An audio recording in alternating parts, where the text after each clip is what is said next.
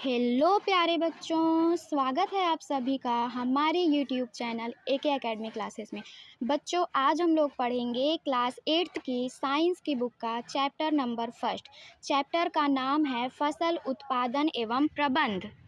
मतलब कि इसमें हमें ये पढ़ना है कि फसल को उगाने की पूरी प्रक्रिया क्या होती है, फसल उगाने के बाद उसका प्रबंध कैसे किया जाता है, उसको कैसे स्टोर किया जाता है। तो बच्चों, बिना देर किए शुरू करते हैं। दिया गया है कि ग्रीष्मावकाश में पहेली एवं बूझो अपने चाचा के घर गए। भाई, गर्मियों की छुट्टी में तो सभी लोग घूमने जाते हैं। आप लोग कमेंट में ज़रूर बताइएगा कि आप लोग गर्मियों की छुट्टी में कहाँ घूमने गए। उनके चाचा एक किसान हैं। एक दिन उन्होंने खेत में कुछ औजार देखे, जैसे कि खुरपी, दराती, बेलचा, हल इत्यादि। अब देखिए, ये बूझो एक बच्चा है, ये बहुत ही जिज्ञासु बच्चा है, ये सब कुछ जानने की इच्छा रखता है। तो बूझो क्या कहता है कि मैं जानना चाहता हूँ कि हम इन औजारों का उपयोग कहाँ और कैसे करते हैं। जितने भी उसने औजार देखे, जैसे खुरपी, दराती, हल, बेलचा देखे, बूझो जानना चाहता है कि इसका क्या उपयोग है, ये कहाँ पे यूज़ किए जाते हैं। आप पढ़ चुके हैं कि सभी सजीवों को भोजन की आवश्यकता होती है। बच्चों, क्लास 7th में आपने फर्स्ट चैप्टर में ही पढ़ा होगा कि सभी जो सजीव हैं उनको भोजन की आवश्यकता होती है। पौधे अपना भोजन स्वयं बना सकते हैं। क्या आपको याद है कि हरे पौधे अपना भोजन किस प्रकार संश्लेषित करते हैं? क्लास 7th में आपने फर्स्ट चैप्टर में ही पढ़ा है कि पौधे अपना भोजन कैसे बनाते हैं। मनुष्य सहित सभी जंतु भोजन बनाने में असमर्थ हैं। तो जंतु के भोजन का स्रोत क्या है? आप ये तो जानते ही होंगे कि मनुष्य अपना भोजन स्वयं नहीं बना सकता है, वह अपने भोजन के लिए जीव जंतु एवं पेड़ पौधों पर ही निर्भर है। अब देखिए, बात ये आती है कि हम भोजन ग्रहण ही क्यों करते हैं, आखिर हमें भोजन की आवश्यकता ही क्यों होती है। आप जानते ही हैं कि सजीव भोजन से प्राप्त ऊर्जा का उपयोग विभिन्न जैविक प्रक्रमों जैसे पाचन, श्वसन एवं उत्सर्जन के संपादन में करते हैं। हम अपने डेली के दिनचर्या में बहुत सारे कार्य करते हैं, जिन कार्यों को करने के लिए हमें ऊर्जा की आवश्यकता होती है, और वो ऊर्जा हमें किससे मिलती है? भोजन से। इसलिए हमें भोजन ग्रहण करना आवश्यक होता है। हम अपना भोजन पौधों एवं जंतुओं या दोनों से ही प्राप्त करते हैं। मनुष्य अपने भोजन के लिए किस पे निर्भर है? पेड़ पौधों पे और जीव जंतुओं पे। अब देखिए, फिर ये बूझो क्या प्रश्न पूछ रहे हैं। क्योंकि हम सभी को भोजन की आवश्यकता होती है, अतः हम अपने देश के इतने अधिक लोगों को भोजन किस प्रकार उपलब्ध करा सकते हैं। भोजन की आवश्यकता तो सभी को होती है, तो इतनी ज़्यादा जनसंख्या के लिए हमें अधिक से अधिक भोजन की आवश्यकता होगी, तो वो हम कैसे उपलब्ध करा सकते हैं। ये है पहेली। पहेली क्या करेंगी? बूझो के प्रश्नों का जवाब देंगी। तो पहेली क्या कहती है कि भोजन का बड़े स्तर पर उत्पादन करना आवश्यक है। भोजन की आवश्यकता अधिक है तो उत्पादन भी अधिक करना पड़ेगा। एक विशाल जनसंख्या को भोजन प्रदान करने के लिए इसका नियमित उत्पादन, उचित प्रबंधन एवं वितरण आवश्यक है। मतलब कि फसल को अच्छे से उगाना बहुत ही आवश्यक है, उसके बाद उसे अच्छे से स्टोर करना और अच्छे से वितरण करना आवश्यक है। कृषि पद्धतियाँ दिया हुआ है। कृषि पद्धतियाँ क्या होती हैं, हम लोग पढ़ेंगे इसके बारे में। लगभग 10,000 ईस्वी पूर्व तक मनुष्य घुमंतु थे। घुमंतु मतलब इधर उधर बस घूमते रहते थे। वे एक स्थान से दूसरे स्थान तक भोजन एवं आवास की खोज में समूह में विचरण करते रहते थे। वे कच्चे फल और सब्जियां खाते थे और उन्होंने भोजन के लिए जंतुओं का शिकार करना प्रारंभ किया। कालांतर में खेती कर चावल, गेहूं एवं अन्य खाद्य फसलों को उत्पादित कर सकें। इस प्रकार कृषि का प्रारंभ हुआ। धीरे धीरे जब मनुष्यों को महसूस हुआ कि फसल उत्पादन करना आवश्यक है, तो उन्होंने धीरे धीरे फसलों को उगाना क्या किया? शुरू कर दिया। इसके बाद आगे देखते हैं, जब एक ही किस्म के पौधे किसी स्थान पर बड़े पैमाने पर उगाए जाते हैं तो इसे फसल कहते हैं। फसल क्या होती है, जैसे आप देखते होंगे कि जब एक ही प्रकार के पौधों को बहुत बड़ी जगह में उगाया जाता है या इकट्ठा उगाया जाता है तो उसे क्या कहते हैं, फसल कहते हैं। अब ऐसा तो नहीं होता कि हम लोग अपने घर के किसी साइड में थोड़ी सी फसल 2 4 10 फसलें उगा लें। उदाहरण के लिए गेहूं की फसल का अर्थ है कि खेत में उगाए जाने वाले सभी पौधे गेहूं के हैं। अगर हम ये कह रहे हैं कि हम गेहूं की फसल उगा रहे हैं तो मतलब जो खेत में है सब जगह क्या है, गेहूं के ही पौधे हैं। आप जानते ही हैं कि फसलें विभिन्न प्रकार की होती हैं, जैसे कि अन्न, सब्जियां एवं फल।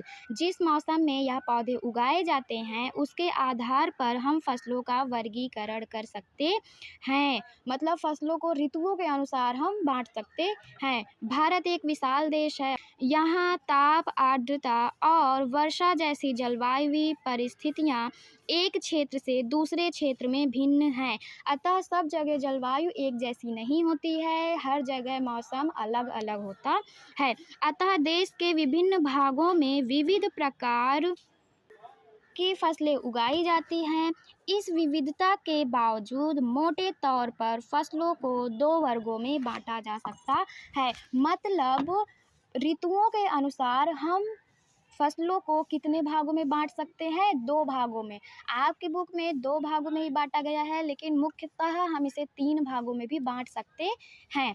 पहला खरीफ की फसल में, दूसरा रबी की फसल में और तीसरी जायद की फसल होती है, लेकिन आपकी बुक में नहीं दिया हुआ है। पढ़ते हैं, खरीफ की फसल क्या होती है, वह फसल जिन्हें वर्षा ऋतु में बोया जाता है खरीफ की फसल कहलाती हैं। भारत में वर्षा ऋतु सामान्यतः जून से सितंबर तक होती है। धान, मक्का, सोयाबीन, मूंगफली, कपास इत्यादि खरीफ फसलें हैं। रबी की फसल शीत ऋतु अक्टूबर से मार्च तक में उगाई जाने वाली फसलें रबी फसलें कहलाती हैं। जैसे गेहूं, चना, मटर, सरसों तथा अलसी रबी फसल के उदाहरण हैं। जायद की फसल क्या होती है, कई स्थानों पर दालें और सब्जियां ग्रीष्म ऋतु में उगाई जाती हैं।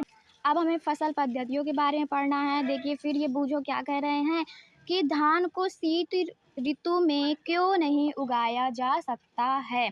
तो देखिए, धान को शीत ऋतु में क्यों नहीं उगाया जा सकता, क्योंकि धान की फसल के लिए अधिक जल की आवश्यकता होती है। तो देखो, पहेली क्या कहती है कि धान को बहुत अधिक पानी की आवश्यकता होती है, अतः इसे केवल वर्षा ऋतु में ही उगाते हैं।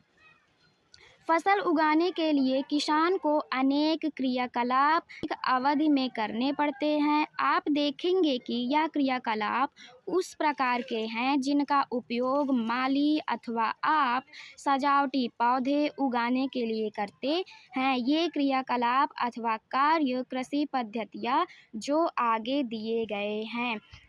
देखिए, किसान को अपनी फसल उगाने के लिए बहुत सारे क्रियाकलाप करने पड़ते हैं जो अपने समय के अनुसार ही किया जाता है और उन्हें हम क्या कहते हैं, कृषि पद्धतियाँ कहते हैं। दिया हुआ है, सबसे पहली कृषि पद्धति हमारी क्या है, मिट्टी तैयार करना। मतलब अगर हमें कोई भी फसल उगानी है तो सबसे पहले हमें क्या करना होगा, मिट्टी तैयार करना होगा। उसके बाद बुआई करना होगा, उसके बाद खाद एवं उर्वरक देना, फिर सिंचाई, अगला है खरपतवार से सुरक्षा, फिर कटाई एवं भंडारण। ये सब हमारी क्या है, कृषि पद्धतियाँ हैं। मतलब यही क्रम में हमें क्या करना है, फसल को उगाना है। सबसे पहले कृषि पद्धति पढ़ते हैं जो क्या है, मिट्टी तैयार करना। फसल उगाने से पहले मिट्टी तैयार करना प्रथम चरण है। देखिए, सबसे पहला प्रथम चरण कृषि पद्धति का क्या होता है, मिट्टी तैयार करना। मिट्टी को पलटना तथा इसे पोला बनाना कृषि का अत्यंत महत्वपूर्ण कार्य है। इससे जड़ें भूमि में गहराई तक जा सकती हैं। पोली मिट्टी में गहराई से धंसी जड़ें भी सरलता से श्वसन कर सकती हैं। पोली मिट्टी किस प्रकार पौधों की जड़ों को सरलता से श्वसन करने में सहायक है। देखिए, मिट्टी तैयार करने में हमें मिट्टी भुरभुरी बनाना पड़ता है। इससे क्या होती है कि जो फसल की जड़ें होती हैं वो नीचे तक मिट्टी में पहुँच जाती हैं, जिससे क्या होता है वो आसानी से श्वसन कर सकती हैं। पोली मिट्टी मिट्टी में रहने वाले केंचुओं और सूक्ष्म जीवों की वृद्धि करने में सहायता करती हैं। यह जीव किसानों के मित्र हैं। जैसे आप जानते ही हैं कि जो सूक्ष्म जीव होते हैं और केंचुआ होते हैं, ये किसान के बहुत ही अच्छे मित्र होते हैं। जीव किसानों के मित्र होते हैं क्योंकि यह मिट्टी को और पलट कर पोला करते हैं तथा ह्यूमस बनाते हैं। परंतु मिट्टी को पलटना और पोला करना क्यों आवश्यक है? आप पिछली कक्षाओं में पढ़ चुके हैं कि मिट्टी में खनिज, जल, वायु तथा कुछ सजीव होते हैं। इसके अतिरिक्त मृत पौधे एवं जंतु भी मिट्टी में पाए जाने वाले जीवों द्वारा अपघटित होते हैं। इस प्रक्रम में मृत जीवों में पाए जाने वाले पोषक मिट्टी में निर्युक्त होते हैं। यह पोषक पौधों द्वारा अवशोषित किए जाते हैं क्योंकि ऊपरी परत के कुछ सेंटीमीटर की मिट्टी ही पौधे की वृद्धि में सहायक है। इसे उलटने, पलटने और पोला करने से पोषक पदार्थ ऊपर आ जाते हैं। मतलब कि जितने भी पोषक पदार्थ मिट्टी में नीचे होते हैं वो उसे उलटने पलटने से क्या हो जाते हैं, ऊपर की ओर आ जाते हैं और पौधे इन पोषक पदार्थों का उपयोग कर सकते हैं। अतः मिट्टी को उलटना पलटना एवं पोला करना फसल उगाने के लिए अत्यंत महत्वपूर्ण है। मिट्टी को उलटने पलटने एवं पोला करने की प्रक्रिया जुताई कहलाती है। इसे हल चलाकर करते हैं। हल लकड़ी अथवा लोहे के बने होते हैं। यदि मिट्टी अत्यंत सूखी है तो जुताई से पहले इसे पानी देने की आवश्यकता भी पड़ सकती है। जुते हुए खेत में मिट्टी के बड़े बड़े ढेले भी हो सकते हैं। इन्हें एक पाटल की सहायता से तोड़ना आवश्यक है। बुआई एवं सिंचाई के लिए खेत को समतल करना आवश्यक है। यह कार्य पाटल द्वारा किया जाता है। आगे देखते हैं, कभी कभी जुताई से पहले खाद दी जाती है। इससे जुताई के समय खाद मिट्टी में भली भांति मतलब कि अच्छे प्रकार से मिल जाती है। बुआई से पहले खेत में पानी दिया जाता है। बुआई से पहले खेत में पानी देना आवश्यक होता है, जिससे मिट्टी में क्या हो जाए, थोड़ी सी नमी आ जाए। अब देखते हैं कि मिट्टी तैयार करने के लिए हमें कौन कौन से औजारों की आवश्यकता पड़ती है। कृषि औजार। अच्छी उपज के लिए बुआई से पहले मिट्टी को भुरभुरा करना आवश्यक है। यह कार्य अनेक औजारों से किया जाता है, जैसे हल, कुदाली एवं कल्टीवेटर इस कार्य में उपयोग किए जाने वाले प्रमुख औजार हैं। पहले पढ़ेंगे हल।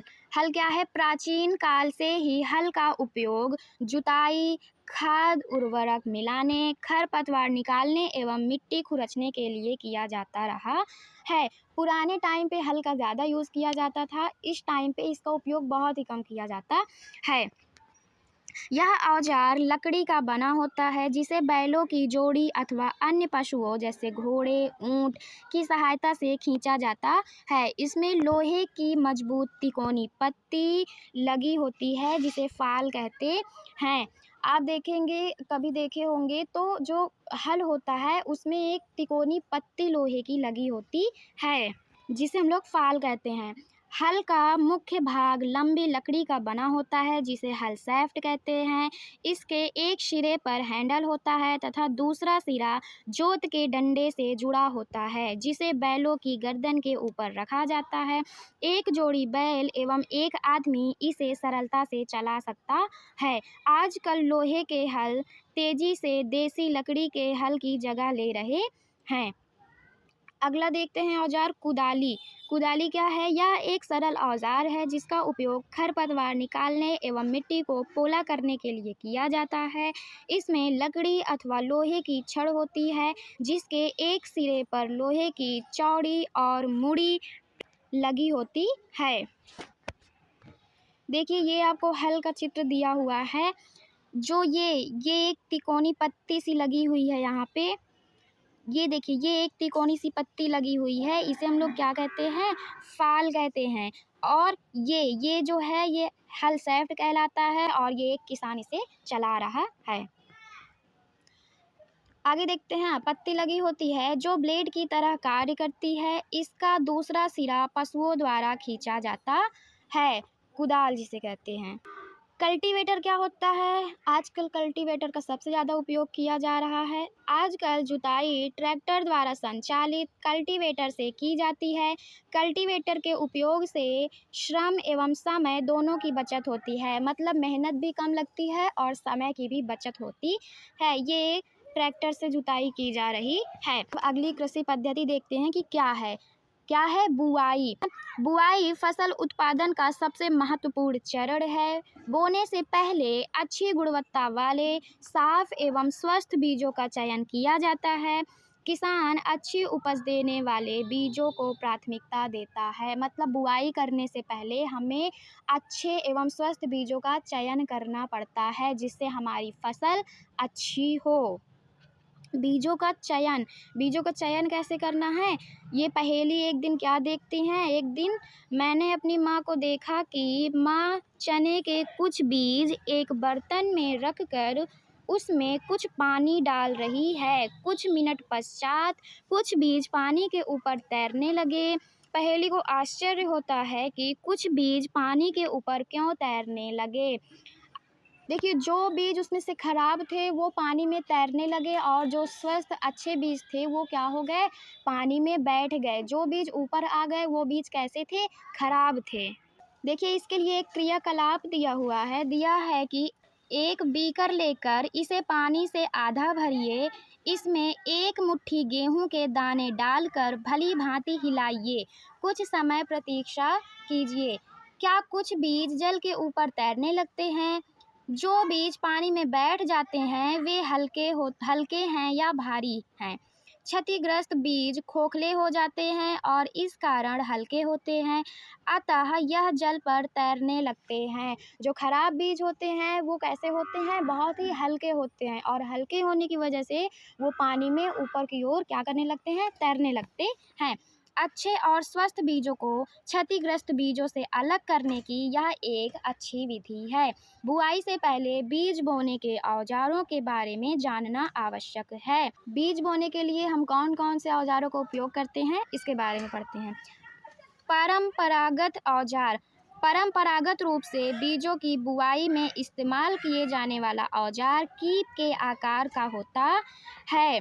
ये देखिए, यहाँ पे जो दो किसान खड़े हुए हैं ये कीप के जैसा दिख रहा है ना, यही है। बीजों को कीप के अंदर डालने पर यह 2 या 3 नुकीले सिरे वाले पाइपों से गुजरते हैं। ये सिरे मिट्टी को भेद कर बीज को स्थापित कर देते हैं। यहाँ से ये जो कीप के आकार का दिख रहा है, यहाँ से बीज को किसान डालते हैं और ये नीचे आ कर के 2 या 3 उसमें डिवाइड हो जाता है और बीज को मिट्टी के अंदर डाल दिया जाता है। आगे देखते हैं, दूसरा है सीड ड्रिल। आजकल बुआई के लिए ट्रैक्टर द्वारा संचालित सीड ड्रिल का उपयोग होता है। इसके द्वारा बीजों में समान दूरी एवं गहराई बनी रहती है। यह सुनिश्चित करता है कि बुआई के बाद बीज मिट्टी द्वारा ढक जाए। इससे बीजों को पक्षियों द्वारा खाया जाने से रोका जा सकता है। सीड ड्रिल द्वारा बुआई करने से समय एवं श्रम दोनों की ही बचत होती है। देखिए, सीड ड्रिल में बीज बोने के बाद उसको मिट्टी से बीज को क्या कर दिया जाता है, ढक दिया जाता है, जिससे उसे कोई भी पक्षी क्या ना कर सके, खा ना सके। इससे श्रम मतलब मेहनत और समय दोनों की बचत होती है। अब ये है बूझो क्या कहते हैं कि मेरे विद्यालय के समीप एक पौधशाला जिसको नर्सरी कहते हैं है। मैंने देखा कि पौधे छोटे छोटे थैलों में रखे हैं। वे इस प्रकार क्यों रखे हैं? तो पहेली क्या कहती है कि धान जैसे कुछ पौधों के बीजों को पहले पौधशाला में उगाया जाता है। पौध तैयार हो जाने पर उन्हें हाथों द्वारा खेत में रोपित कर देते हैं। कुछ वनीय पौधे एवं पुष्पी पौधे भी पौधशाला में उगाए जाते हैं। पौधों को अत्यधिक घना होने से रोकने के लिए बीजों के बीच उचित दूरी होना अत्यंत आवश्यक है। पौधों को सूर्य का प्रकाश, पोषक एवं जल पर्याप्त मात्रा में प्राप्त होता है।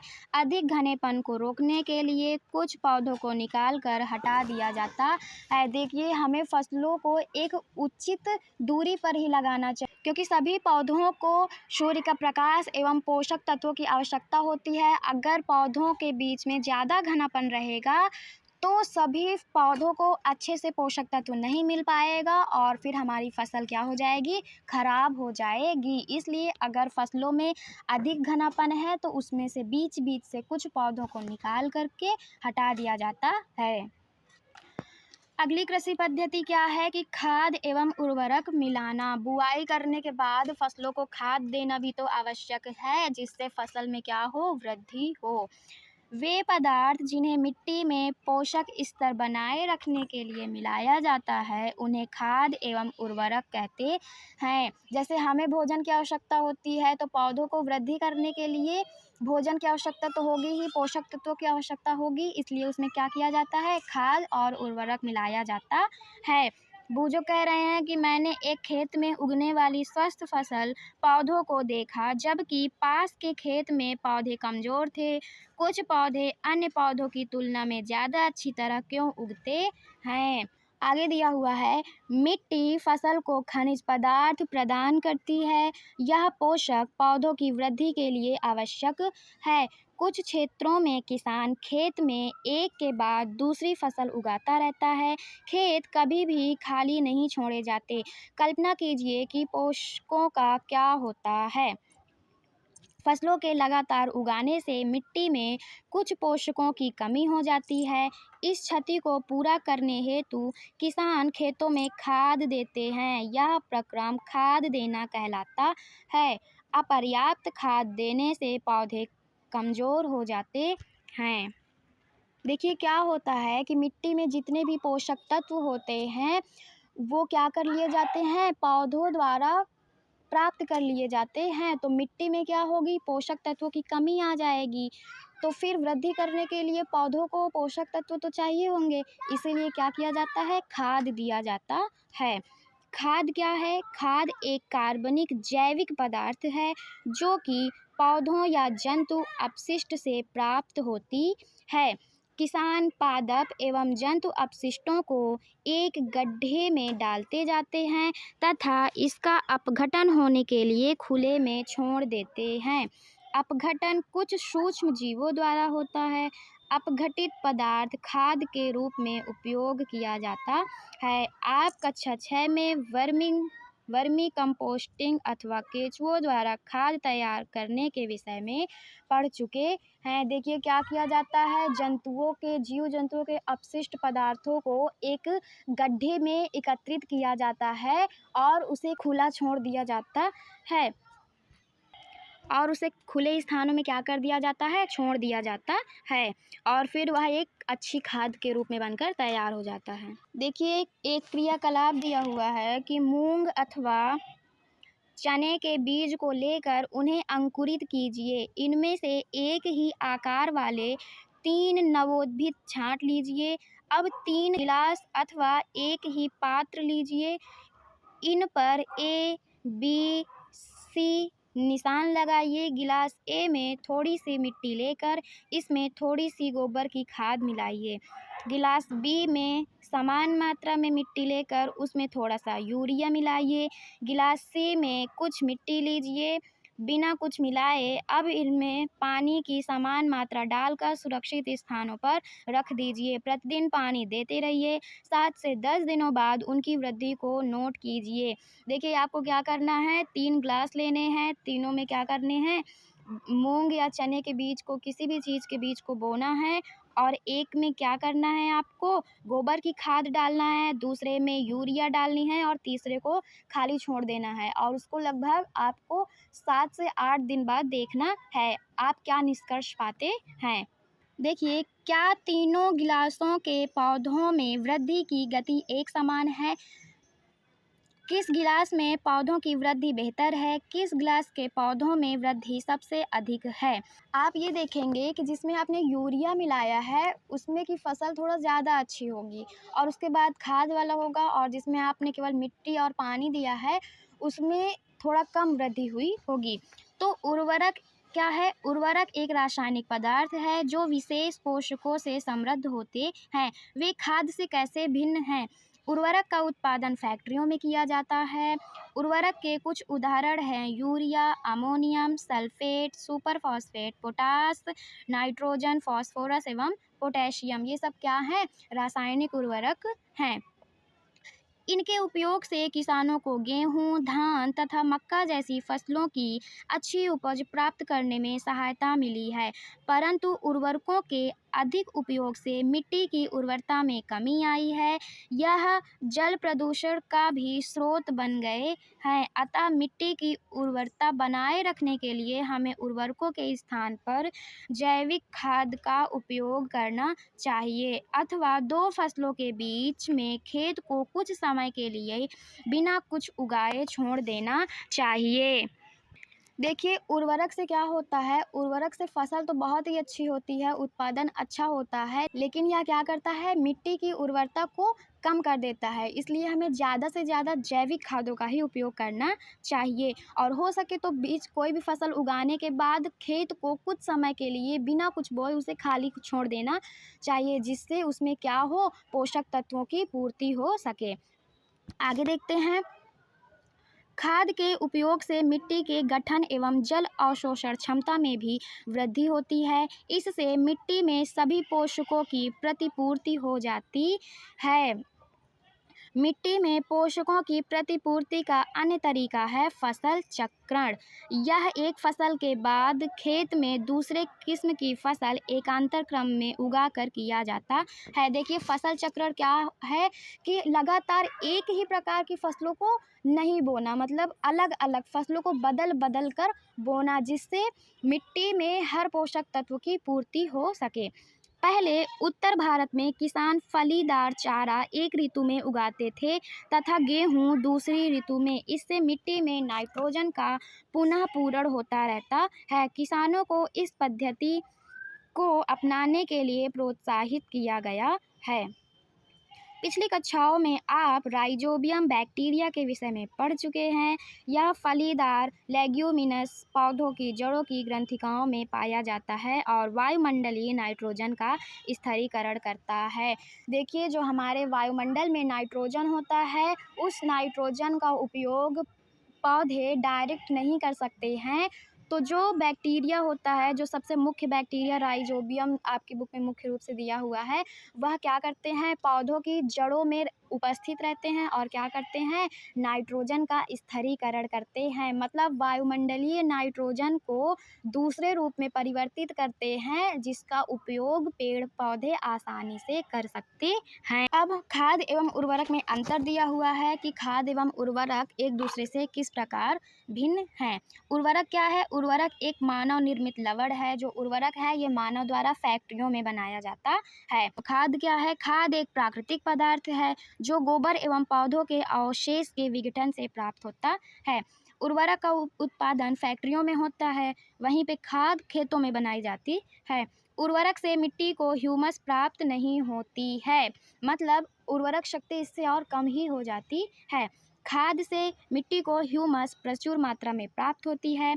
उर्वरक क्या है? उर्वरक में पादप पोषक जैसे कि नाइट्रोजन, फास्फोरस तथा पोटेशियम प्रचुरता में होते हैं, मतलब कि अधिक मात्रा में होते हैं। वहीं पे खाद में पोषक तत्व तुलनात्मक रूप से कम होते हैं, मतलब उर्वरक के कंपैरिजन में यहाँ पे खाद में पोषक तत्व क्या होते हैं? कम होते हैं, लेकिन यह हमारे लिए हानिकारक नहीं होती है। आगे देखते हैं खाद के लाभ। जैविक खाद उर्वरक की अपेक्षा अधिक अच्छी मानी जाती है। इसका मुख्य कारण है कि इससे मिट्टी की जल धारण क्षमता में वृद्धि होती है। अधिक खाद का उपयोग करने से क्या होती है? मिट्टी में जल को अवशोषित करने की क्षमता क्या हो जाती है? अधिक होती है। इससे मिट्टी भुरभुरी एवं सरंध्र हो जाती है, जिसके कारण गैस विनिमय सरलता से होता है। मिट्टी भुरभुरी होने से क्या होता है? उसमें गैसों का विनिमय, गैसों का आदान प्रदान अच्छे से होता रहता है। इससे मित्र जीवाणुओं की संख्या में वृद्धि होती है। इस जैविक खाद से मिट्टी का गठन सुधर जाता है। अगला कृषि पद्धति देखते हैं सिंचाई। सिंचाई क्या होती है? जीवित रहने के लिए प्रत्येक जीव को जल की आवश्यकता होती है। पौधे के वृद्धि एवं परिवर्धन के लिए जल का विशेष महत्व है। पौधों को वृद्धि करने के लिए मुख्य रूप से जल की आवश्यकता होती है।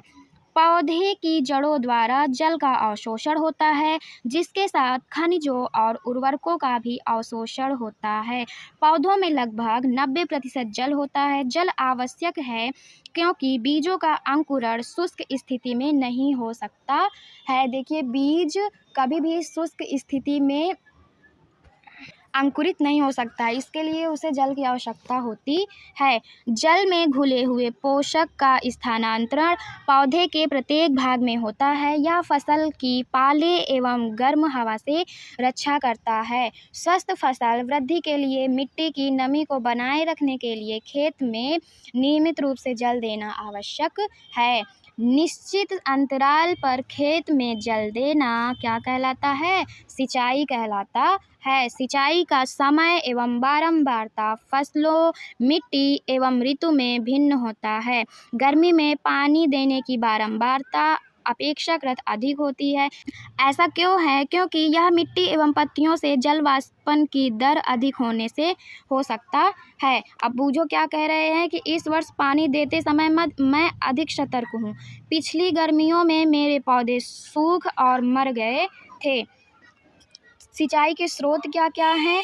कुएं, जलकूप, तालाब, झील, नदियाँ, बांध एवं नहर इत्यादि जल के प्रमुख स्रोत हैं।